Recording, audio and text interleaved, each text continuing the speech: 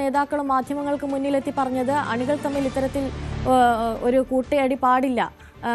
തെരുവിൽ സ്ഥാപിച്ചിരിക്കുന്ന ഫ്ലെക്സുകളൊക്കെ ഇപ്പോൾ തന്നെ നീക്കം ചെയ്യണമെന്നൊരു പ്രസ്താവന 3 നേതാക്കളും അറിയിച്ചിരുന്നു. ഇപ്പോൾ തെരുവിൽ നിന്ന് ഫ്ലെക്സുകളൊക്കെ നീക്കം ചെയ്ത സാഹചര്യമാണോ ഉള്ളത്?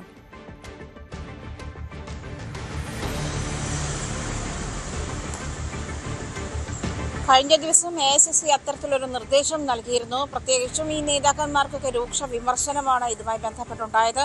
അതായത് നേതാക്കൾ അറിയാതെ ഇത്തരത്തിലുള്ള ഫ്ലെക്സുകൾ വെക്കാനോ അല്ലെങ്കിൽ പ്രകടനങ്ങളുമായി അണികൾ തെരുവിലിറങ്ങാനോ ഉള്ള സാധ്യതയില്ല എന്നുള്ള നിരീക്ഷണമാണ്. അത് നമുക്കറിയാം. തിരുവനന്തപുരത്ത് DCCക്കെതിരെ നടപടിയെടുക്കാൻ KPCCക്ക് AICC നിർദ്ദേശം നൽകിയിരിക്കുന്ന സാഹചര്യം കൂടിയുണ്ട്. നേരത്തെയും ഇത്തരത്തിൽ മുഖ്യമന്ത്രി തർക്കവുമായി ബന്ധപ്പെട്ട് KPCC നൽകിയിരിക്കുന്ന ചട്ടങ്ങൾക്ക് വിരുദ്ധമായിട്ട് തന്നെ അണികൾ നിരത്തിലിറക്കിയിരിക്കുന്ന സാഹചര്യമുണ്ട്.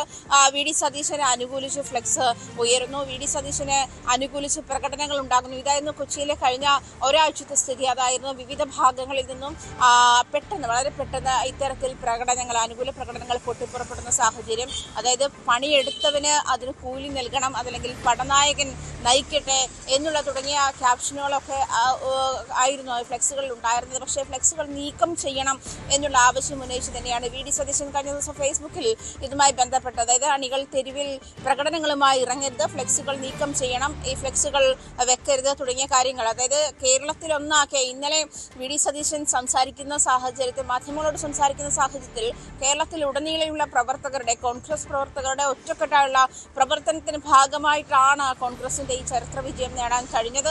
അത് കൊണ്ട് തന്നെ ഓരോ കോൺഗ്രസ് പ്രവർത്തകരും അതിന് ഇതിന്റെ വിജയത്തിൽ പങ്കുണ്ട് തുടങ്ങിയ കാര്യങ്ങളായിരുന്നു VD സതീശൻ ഇന്നലെ AICCയുടെ നിർദ്ദേശത്തിന് ശേഷം മാധ്യമങ്ങളോട് പ്രതികരിച്ചത്. അങ്ങനെയാണ്. എന്തായാലും രാഹുൽ ഗാന്ധി ഉൾപ്പെടെ ഉള്ള ആളുകൾ വലിയ വിമർശനമാണ് ഉന്നയിച്ചിരിക്കുന്നതെന്നാണ് അറിയുന്നത്. ആ നിർദ്ദേശത്തെ തുടർന്ന് ഫ്ലെക്സുകൾ നീക്കം ചെയ്യുന്ന സാഹചര്യം ഉണ്ടെങ്കിൽ പോലും ആലുവ മഹാദേവ ക്ഷേത്രത്തിൽ VD സതീശൻ മുഖ്യമന്ത്രിയാകണമെന്ന് ആവശ്യപ്പെട്ടുകൊണ്ട് അവിടുത്തെ മണ്ഡലം പ്രസിഡന്റ്, യൂത്ത് കോൺഗ്രസ് പ്രസിഡന്റ് വഴിപാടുകൾ കഴിക്കുന്ന സാഹചര്യം കൂടിയുണ്ട്. അതായത് ആലുവയെ സംബന്ധിച്ചിട്ടും ദേശത്തെ സംബന്ധിച്ചിട്ടുമൊക്കെ VD സതീശൻ മുഖ്യമന്ത്രിയാകണമെന്നുള്ള ആവശ്യം പിന്നെയും നിലനിൽക്കുന്നുണ്ട്. ഒരു പാർട്ടി അതിൻ്റെ അണികളോട് ഇത്തരത്തിലുള്ള പരസ്യ പ്രതികരണം പാടില്ല എന്ന് പറയുന്ന സാഹചര്യത്തിൽ പോലും നമുക്കറിയാം, മുൻപ് VS അച്യുതാനന്ദൻ്റെ സ്ഥാനാർത്ഥിത്വം നിഷേധിച്ച സാഹചര്യത്തിലായിരുന്നു പാർട്ടിക്കെതിരെ അണികൾ തെരുവിലിറങ്ങുന്ന സാഹചര്യമുണ്ടായത്. സമാനമായ എന്ന് വിശേഷിപ്പിക്കാനാകില്ലെങ്കിൽ പോലും അത്തരത്തിലുള്ള, അതായത് ഒരു പാർട്ടി തീരുമാനിക്കുന്നതിനനുസരിച്ച് അല്ലെങ്കിൽ നേതൃത്വം തീരുമാനിക്കുന്നതിന് എതിരായിട്ട് ഇത്രയും ആളുകൾ നിരത്തിലിറങ്ങുകയും അവരെ നിയന്ത്രിക്കാനാകാത്ത തരത്തിലേക്ക് പോവുകയും ചെയ്യുന്നത് നേതാക്കൾ കണ്ണടയ്ക്കുന്നത് കൊണ്ടാണ് എന്നുള്ള വിമർശനമാണ് AICCയുടെ ഭാഗത്തുനിന്നും ഉണ്ടായിരിക്കുന്നത് തന്നെ. അതേസമയം സതീശനും വേണുഗോപാലുമാണ് ഇത്തരത്തിൽ ഫ്ലെക്സുകൾ വെച്ചതും അല്ലെങ്കിൽ അണികളെ നിരത്തിലിറക്കിയതും. തനിക്ക് അനുകൂലമായ ഫ്ലെക്സുകൾ ഉയർന്നിട്ടില്ല, അല്ലെങ്കിൽ തനിക്ക് അനുകൂലമായി ഇത്തരം പ്രകടനങ്ങൾ ഉണ്ടായിട്ടില്ല എന്നാണ് രമേശ് ചെന്നിത്തല നേതൃത്വത്തെ ബോധ്യപ്പെടുത്തിയത്. അങ്ങനെയാണെന്ന് നമുക്കറിയാം. എന്തായാലും ഇന്നും ഇവിടെ നിന്നും പ്രകടനങ്ങൾ ഉണ്ടാകാനുള്ള സാധ്യതയുണ്ട് എന്നാണ് കേൾക്കുന്നത്. എന്നിരുന്നാൽ പോലും AICCയുടെ കർശന നിർദ്ദേശം അനുസരിച്ചിട്ട് VD സതീശൻ കഴിഞ്ഞ ദിവസം ഫേസ്ബുക്ക് പോസ്റ്റിൽ ഇങ്ങനെ പറയുന്നുണ്ടായിരുന്നു, ഈ പ്രകടനങ്ങൾ നിർത്തിവെക്കണം, അതല്ലെങ്കിൽ അനുകൂല പ്രകടനങ്ങൾ, VD സതീശൻ അനുകൂല പ്രകടനങ്ങളാണ് മരടിലായാലും ആലുവയിലായാലും കൊച്ചിയുടെ വിവിധ ഭാഗങ്ങളിലൊക്കെ. അതായത് കൊച്ചിയിൽ കഴിഞ്ഞ കഴിഞ്ഞ ടൈമിൽ 9-5 എന്ന് നിന്നിരുന്ന കക്ഷിനില 14-14 എന്നുള്ള 14-0 എന്നുള്ള ഒരു തരത്തിലേക്ക് UDF നേടിയെടുത്തത് സതീശന്റെ ഹോംവർക്ക് കൊണ്ടാണ്. അദ്ദേഹം ഹോംവർക്ക് ചെയ്തത് കൊണ്ടാണ് കേരളത്തിൽ കോൺഗ്രസിന് നേതൃനിരയിൽ എത്താൻ കഴിഞ്ഞത്, അല്ലെങ്കിൽ കോൺഗ്രസിന് വലിയ ഭൂരിപക്ഷം തുടരുന്നുണ്ട്. കിരൺ, ഇപ്പോൾ ഈ കേരളത്തിലെ കാര്യം പറഞ്ഞതുപോലെ തന്നെ ഡൽഹിയിലും ഈ നേതാക്കളെ അനുകൂലിച്ച് ഫ്ലക്സ് ഉയരുന്ന സാഹചര്യം ഉണ്ടായിരുന്നു. ഇത് ഇന്നലെ വൈകുന്നേരത്തോടു കൂടി നീക്കം ചെയ്തിരുന്നോ ഡൽഹിയിലും?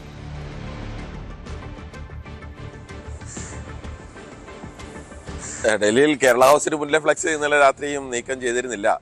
കേരള ഹൗസിന് മുന്നിലെ ഫ്ലെക്സ് വെച്ചതൊക്കെ കേരളത്തിലൊക്കെ അങ്ങനെ അണികൾ അങ്ങനെ വന്ന് നീക്കം ചെയ്യും. ഡൽഹിയിൽ ഫ്ലെക്സ് വെക്കുന്നതൊക്കെ പലപ്പോഴും നേതാക്കളോ ഒന്നും ആയിരിക്കില്ല, ചിലപ്പോൾ ആരെങ്കിലും നിർദ്ദേശപ്രകാരം 1-2 പേർ വന്നൊക്കെ വെക്കുന്ന ഫ്ലെക്സുകളൊക്കെ ആയിരിക്കും. എന്തായാലും അത് ഇന്നലെ രാത്രിയും നീക്കം ചെയ്തിരുന്നില്ല എന്നത് യാഥാർത്ഥ്യമാണ്. ഇന്ന് രാവിലെ ഇനി മുഴുവൻ സ്ഥലങ്ങളിൽ എങ്ങനെയാണ് പ്രധാനമായും കേരള ഹൗസിൻ്റെ പരിസര പ്രദേശത്താണ് അത്തരത്തിൽ ഫ്ലെക്സുകളൊക്കെ വെച്ചിരുന്നത്.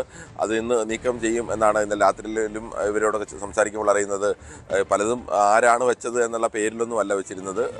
പൊതുവായി NGO അസോസിയേഷൻ വെച്ച ഫ്ലെക്സിൽ എല്ലാ നേതാക്കളുടെയും പടമുണ്ട്. അതിൽ KPC അധ്യക്ഷൻ്റെയും 3 നേതാക്കളുടെയും ഒക്കെ ചിത്രമുള്ള, അത് കോൺഗ്രസ് അധ്യക്ഷൻ്റെയൊക്കെ ചിത്രമുള്ളതാണ്. അത് നീക്കം ചെയ്യേണ്ടതില്ല. ഏതെങ്കിലും ഒരു നേതാവിന് വേണ്ടി വെച്ച ഫ്ലെക്സുകൾ അതാണ്. അത് എന്തായാലും കേരള ഹൗസിൻ്റെ അത് ഇന്ന് നീക്കം ചെയ്യും എന്ന് പ്രതീക്ഷിക്കുന്നു. മറ്റ് കേരളത്തിലെ സ്ഥലങ്ങളിലെല്ലാം തന്നെ ഫ്ലെക്സ് വെച്ചത് അണികൾ തന്നെയാണ്, ഇവരുടെയൊക്കെ അണികൾ തന്നെയാണ്.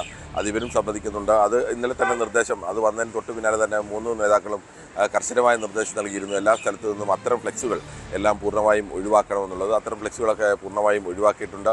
എന്തായാലും കേരളത്തിൽ ഇനി അങ്ങനെ ഏതെങ്കിലും തരത്തിലൊരു പ്രകടനമോ അല്ലെങ്കിൽ ഒരു ഫ്ലെക്സ് യുദ്ധത്തിലേക്കോ ഒന്നും നീങ്ങാൻ സാധ്യതയുണ്ടെന്ന് തോന്നുന്നില്ല. അല്ലെങ്കിൽ ഒരു നേതാവിന് മനഃപൂർവ്വം ആ നേതാവിന് നമ്മൾ സാധാരണ പറയാൻ പണി കൊടുക്കാൻ എന്ന മട്ടിലെങ്ങാനും മറ്റാരെങ്കിലും അവരുടെ പേരിൽ ഫ്ലെക്സ് വെക്കുക അല്ലാതെ ഇനി ഒരു നേതാവ് അതിന് തുനിയാൻ സാധ്യതയില്ല. കാരണം അതിരൂക്ഷമായിട്ടാണ് ഇന്നലത്തെ യോഗത്തിൽ രാഹുൽ ഗാന്ധി പറഞ്ഞത്. അങ്ങനെ എന്തെങ്കിലും തീരുമാനമെടുത്താൽ മുഖ്യമന്ത്രിക്കായുള്ള ചർച്ചകൾ ഇനിയും 2-3 ദിവസത്തേക്ക് കൂടി പുരോഗമിക്കും എന്നുള്ള വിവരങ്ങളാണ് പുറത്തു വരുന്നത്. ഇന്നലെ ഇത്തരത്തിൽ തെരുവിൽ സ്ഥാപിച്ചിരുന്ന ഫ്ലെക്സുകളൊക്കെ നീക്കം ചെയ്യണമെന്ന് VD സതീശനും രമേശ് ചെന്നിത്തലയും KC വേണുഗോപാലും അടക്കം മാധ്യമങ്ങൾക്ക് മുന്നിലെത്തി പറയുന്ന സാഹചര്യമൊക്കെ ഉണ്ടായിരുന്നു. ഇത് പലയിടത്തും നീക്കം ചെയ്തിട്ടുണ്ട്. ഡൽഹിയിൽ ഇന്നലെ വൈകുന്നേരം അടക്കം നീക്കം ചെയ്തിട്ടില്ല എന്നാണ് കിരൺ ബാബു റിപ്പോർട്ട് ചെയ്യുന്നതിലൂടെ മനസ്സിലാകുന്നത്. അതും വൈകാതെ നീക്കം ചെയ്യുമെന്ന് തന്നെ നമുക്ക് പ്രതീക്ഷിക്കാം. അണികൾ തമ്മിൽ ഇനിയൊരു അടി പാടില്ല എന്നാണ് 3 നേതാക്കളും മാധ്യമങ്ങൾക്ക് മുന്നിലെത്തി അറിയിച്ചിരുന്നത്. കിരൺ ബാബു തുടരുന്നുണ്ട്. കിരൺ, തുടരാം.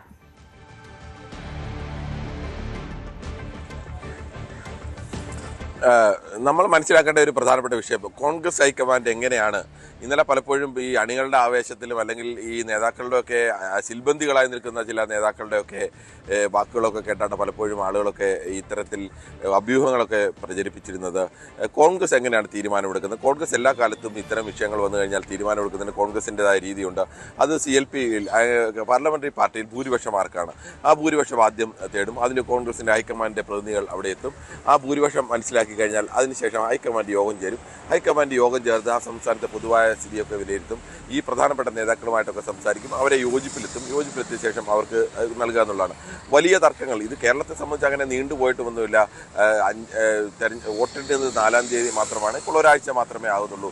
ഇതിനൊക്കെ എത്രയോ നീണ്ടുപോവുകയും വലിയ പ്രതിഷേധങ്ങളൊക്കെ ഉയരുകയും ചെയ്ത പല ഘട്ടങ്ങളുണ്ട്. രാജസ്ഥാനിലാണെങ്കിൽ അശോക് ഗെഹ്ലോട്ടും സച്ചിൻ പൈലറ്റ് നേതൃത്വത്തിലാണ് രാജസ്ഥാൻ PCCയുടെ അധ്യക്ഷൻ സച്ചിൻ പൈലറ്റ് ആയിരുന്നു. സച്ചിൻ പൈലറ്റിൻ്റെ നേതൃത്വത്തിലാണ് രാജസ്ഥാനിൽ തെരഞ്ഞെടുപ്പിനെ നേരിട്ടത്, വിജയിച്ചതും ഒക്കെ ആണ്. പക്ഷേ പാർലമെൻ്ററി പാർട്ടി യോഗം ചേർന്നപ്പോൾ പാർലമെൻ്ററി പാർട്ടിയിൽ ഭൂരിപക്ഷം MLA-മാർ നിലപാടെടുത്തത് അത് അശോക് ഗെഹ്ലോട്ട് മുഖ്യമന്ത്രി ആവട്ടെ എന്നുള്ള നിലപാടാണ് സ്വീകരിച്ചത്. ഒടുവിൽ പലതവണ ചർച്ച നടന്നു. സച്ചിൻ പൈലറ്റ് പാർട്ടി പിളർത്തുമെന്ന് വരെ ചില സൂചനകളൊക്കെ വന്നിരുന്നു. അങ്ങനെയാണെങ്കിൽ സച്ചിൻ പൈലറ്റിനോടൊപ്പമുള്ള MLA-മാരൊക്കെ മറ്റു പാർട്ടിയായി പോകും എന്നതൊക്കെ സൂചനകൾ വന്നിരുന്നു. പക്ഷേ അവിടെയെങ്ങും ഒരു വിട്ടുവീഴ്ചയ്ക്കും കോൺഗ്രസ് ഹൈക്കമാൻഡ് തയ്യാറായില്ല. ഞാൻ നേരത്തെ പറഞ്ഞതുപോലെ ആന്ധ്രാപ്രദേശിൽ സംസ്ഥാനം തന്നെ പൂർണ്ണമായും കോൺഗ്രസ് നഷ്ടമാകുന്ന അവസ്ഥയുണ്ടായി. കർണാടകയിൽ വലിയ തർക്കങ്ങളൊക്കെ ഉണ്ടായതാണ്. ഈ അടുത്ത കാലത്തുണ്ടായ തർക്കങ്ങളുടേതാണ്. ഇതിനു മുമ്പും ഈ സമാനമായ രീതിയിൽ ഇന്ത്യയിലെ പല സംസ്ഥാനങ്ങളിലും വലിയ തർക്കങ്ങൾ അത് രാജസ്ഥാനിലുണ്ടായിട്ടുണ്ട്. മധ്യപ്രദേശിൽ ഇതിലും വലിയ തർക്കങ്ങളുണ്ടായി. ചേരിതിരിഞ്ഞ് MLA-മാരെ അണിനിരത്തുന്ന അവസ്ഥ, MLA-മാരെ സ്വന്തം പക്ഷത്തെ MLA-മാരെയും കൊണ്ട് ഡൽഹിയിൽ എത്തുന്ന അവസ്ഥ, അങ്ങനെയൊക്കെ പല ഘട്ടങ്ങളിലും ഇത്തരം വിഷയങ്ങളൊക്കെ ഉണ്ടായിട്ടുണ്ട്. പക്ഷേ അവിടെയെങ്ങും സമ്മർദ്ദത്തിന് വഴങ്ങിയ ഒരു തീരുമാനം ഹൈക്കമാൻഡ് ഇതുവരെയും എടുത്തിട്ടില്ല.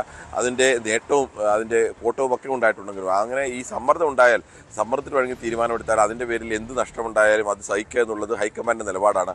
അത് വളരെ കൃത്യമായി തന്നെ ഈ നേതാക്കൾക്കൊക്കെ അറിയാം. ആദ്യഘട്ടത്തിൽ അവരൊക്കെ ആവേശത്തിന് ഇതിനൊക്കെ മൂളിയെങ്കിലും സ്വാഭാവികമായും ഇനി അങ്ങനെ മുന്നോട്ട് പോയി കഴിഞ്ഞാൽ അതിൻ്റെ പേരിൽ കനത്ത തിരിച്ചടി നേരിടേണ്ടി വരുമെന്ന് അത് KC വേണുഗോപാലിനായാലും VD സതീശനായാലും ഇനി രമേശ് ചെന്നിത്തലയ്ക്കായാലും വളരെ കൃത്യമായി തന്നെ അറിയാം.